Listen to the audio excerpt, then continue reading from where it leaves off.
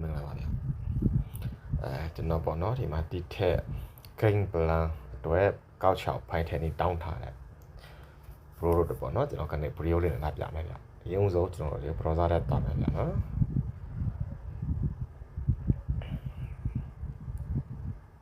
browser ထဲရတယ်ကျွန်တော်စပါမှာပေါ့နော်ကျွန်တော်ဒီပုံစံတိုင်းလေးရေးချလိုက်ပေါ့နော်โอเคအဲ့ထဲကိုနှိုက်ဝင်သွားမယ်ပြီးရင်ကျွန်တော်ဒီကောင်းနဲ့တောင်းရပြန်နော်ဒီမှာကျန်တဲ့စာပါတွေလည်းအများကြီးစမ်းကြည့်လို့ရပါတယ်ဗျအဲ့ထဲမှာကျွန်တော်ဒီမှာနော်ဒီကောင်းနဲ့သွားမယ်ဗျအဲ့ထဲဝင်လိုက်မှတစ်ချက်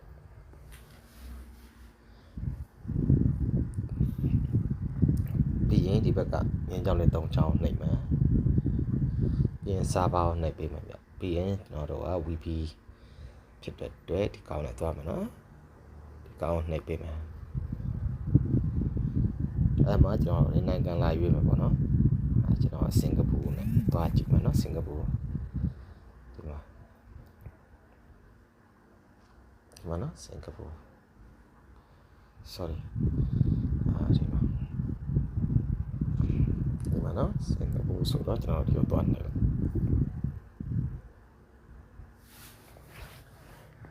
အဲ့လိုနေပြီးရင်ကျွန်တော်တို့ board share ဆွဲမယ်ဒါဆိုရင်ကျွန်တော်တို့ကောက်လျှောက်လို့ရတယ်ကောက်လျှောက်လို့ရတယ်ဆိုတော့ဒီကောင်းနှိပ်မှာ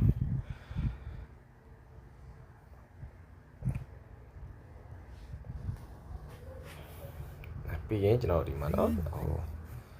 user name passport ထည့်မယ်ပေါ့နော်ကိုကြိုက်တဲ့တရားနာမည်နဲ့ကြိုက်တဲ့တရားစကားကိုထည့်နိုင်တယ်ဗျ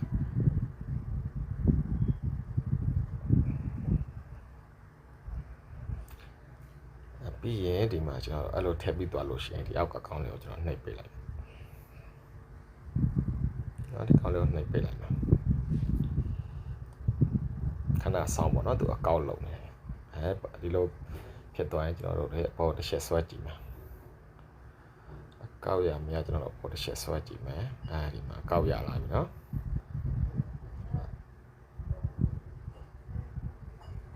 ဒီမှာကောက်ရလာပြီကောက်ရလာတဲ့အတွက်ကျွန်တော်တို့APK တဲ့ကိုသွားထည့်မယ်နော်အကောက်ကို APK တဲ့သွားထည့်မယ်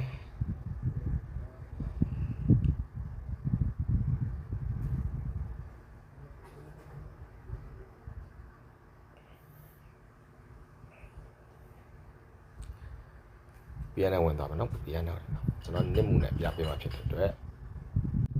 နစ်မှုပြန်နဲ့ဝင်လိုက်ပါဗျာနော်ဒီမှာလို့နစ်မှုပဲနဲ့ရောက်ရင်ကျွန်တော်တို့ဒီဘောဘကအပေါက်လက္ခဏာလေးပေါ့နော်စာရွက်ပုံစံမျိုးတွေကိုနှိပ်ပေးလိုက်ပြီးတာနဲ့ဒီမှာ SSH ပေါ့နော်အကောင့်နှိပ်ပေးလိုက်မယ်ပြီးရင်ကျွန်တော်တို့ဒီပုံမှာ IP port ပေါ့နော်ကျွန်တော်တို့ကစရှောက်သွားတဲ့ဥစ္စာမှာဒီပေါ်အလုံးကိုကျွန်တော်တို့ copy ရင်းနဲ့ယူလာမှာဒီကောင်ကို copy ရင်းကူးမှာပေါ့နော်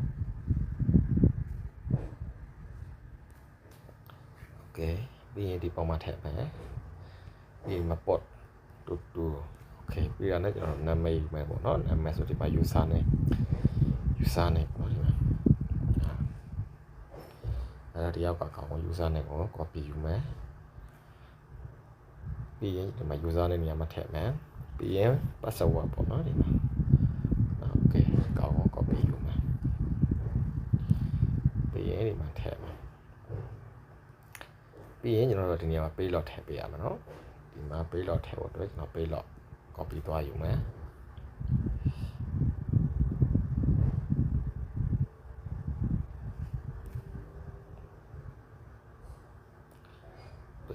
copy ကူးထည့်မယ်ပြီးရင် port ပေါ့နော်ဒီအောက်ကကောင်ကို copy ယူမယ်ပြီးရင်ကျွန်တော်တို့ကဒီနေရာလေးမှာပေါ့နော်ဒီနေရာလေးကိုကျွန်တော်တို့တစ်ချက်နှိပ်ပေးလိုက်ဒီမှာအောက်က HTTP ဆိုတော့အကောင့်ကိုရွေးပေးမယ်အဲ့လိုပေါ်လာရင်ကျွန်တော်ထေးရလေးကိုလက်ခနဲ့ထပ်တောက်ပေးလိုက်ပြီးရင်ကျွန်တော်ဒီစာရွက်ပုံမှန်မျိုးတော့နှိပ်မှာပေါ့နော်အပေါ်မှာကြတော့ကျွန်တော်တို့ IV ထည့်မယ်အောက်မှာ80သို့မဟုတ်1386လဲရတယ်နော်ကျွန်တော်က80နဲ့ရင်စမ်းကြည့်မယ်ဒီ okay ကျွန်တော်ဒီပေါ်မှာနာမည်ရေးပေါ့နော်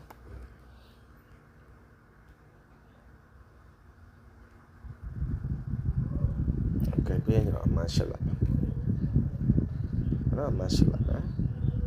ဒီနေရာမှာကျွန်တော်တခုပြောချင်တာကကျွန်တော်တို့လည်းရင်းဥဆုံးဒီကောင်းတဲ့ဒီဖိုင်မျိုးနဲ့ချိတ်ဆက်ဖို့ဆိုရင်ကျွန်တော်လည်းရုံးဆုံးပေါ့နော်ဒီမှာ gain balance ရှိနေဖို့လိုတယ်ဗျကျွန်တော်နော်ဒီမှာ gain balance ရှိနေဖို့လိုတယ်ကျွန်တော်ပြမယ်နော်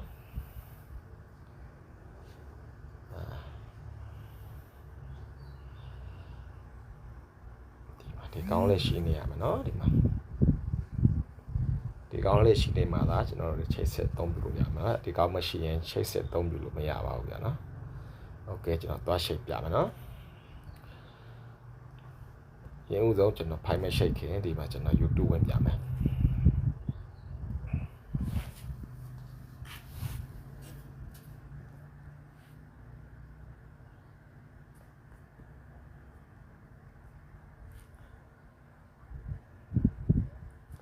ကြည့်မရဘူး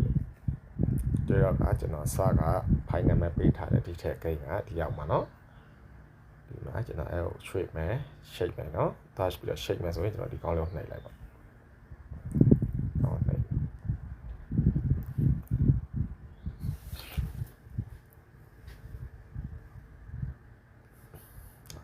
ဒါဆိုတော့ကျွန်တော်တပ်ပြင်အောင်ပေါ့เนาะတပ်ပြင်ပေးရမယ်ဆိုတော့ပေါ်မှာကျွန်တော်2386ထားတယ်ပြီးရတယ်ကျွန်တော်ထပ်ရှိတ်ကြည့်ပါနော်โอเคဒါဆိုရင်ရှိတ်ပြီပေါ့နော်ဒါဆိုရင်ကျွန်တော်ရှိတ်သွားပြီရှိတ်သွားပြီဆိုတော့ကျွန်တော်ခုနက YouTube ပြန်ဝင်ပြမယ်နော်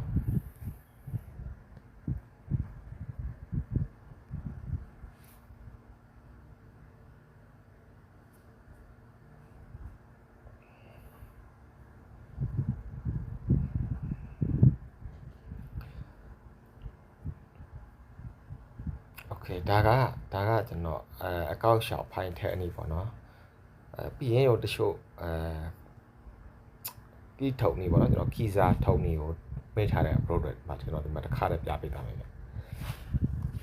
တစ်ခါတည်းပြပေးသွားမှဆိုတော့ကကျွန်တော်လောတာဖိုင်နဲ့ဖြတ်ပေးလိုက်အောင်ကျွန်တော်တို့တွေဒါကိုကီးထုံမယ်ဆိုရင်ကျွန်တော်တို့ကဒီမှာပေါ့နော်ဒီမှာခဏနောက်ကျွန်တော်ကိမရကွန်ဒီကကျွန်တော်မှတ်မိအောင်ကျွန်တော်ရေးပြအောင်ပြန်ကျွန်တော်ဖိုင်အမီကိုဒီမှာဒီထက်ကိန်း333တက်ဆိုတော့ပေးထားเนาะဒီကောင်ကျွန်တော်တို့ခီးထုံမှာဆိုတော့ဒီကောင်းလေးကိုနှိပ်လိုက်ပြီးရင်ကျွန်တော်တို့ကသူပေါ့နော်ဒီမှာသူပြောထားတဲ့ကီးစားဖိုင်ယူလို့ရတယ်ရတယ်ပေါ့နော်ဒီမှာဒီမှာဆိုကီးစားဖိုင်ယူလို့အောက်မှာဆိုကျွန်တော်တို့လည်းစကင်နဲ့ကျူဝါယူလို့ရတယ်ပေါ့နော်ကျွန်တော်တို့ကပေါ်ကကီးစားဖိုင်မျိုးပဲယူမှဆိုရင်ရှစ်နှိပ်လိုက်မယ်ဒီအပေါ်ကကောင်းနေเนาะကိုဖိုင်ကိုဘယ်သူမှဝင်ကြည့်လို့မရဘူးเนาะကျွန်တော်ဒီလိုမျိုးလေး lock ခတ်ပေးတာပါဒီမှာဒီလိုမျိုးလေး lock ခတ်ပေးတာပေါ့เนาะတကယ်လို့အောက်ကကောင်းနှိပ်မှဆိုရင်เนาะကျွန်တော်lock မခတ်ဖက်နဲ့ဒီပေါ်ကဖိုင်မျိုးလို့ကျွန်တော်တို့တွေဖိုင်တွေနဲ့ဝင်ကြည့်လို့ရတယ်ပေါ့เนาะ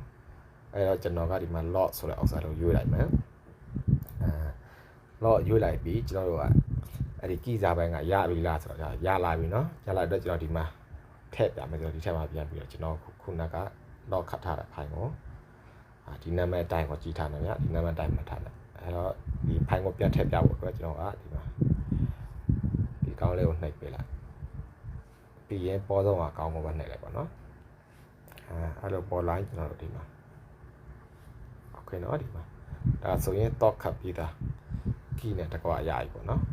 ဒီလိုပဲကျွန်တော်တို့ Facebook ပေါ်တော့ဘာတော့တင်မဲ့ဆိုရင်လည်းကိုတို့မျိုးလေးပေါ့နော်ကီးစားလေးကိုအဲ့လိုမျိုးလေးယူလို့ရတယ်ပေါ့နော်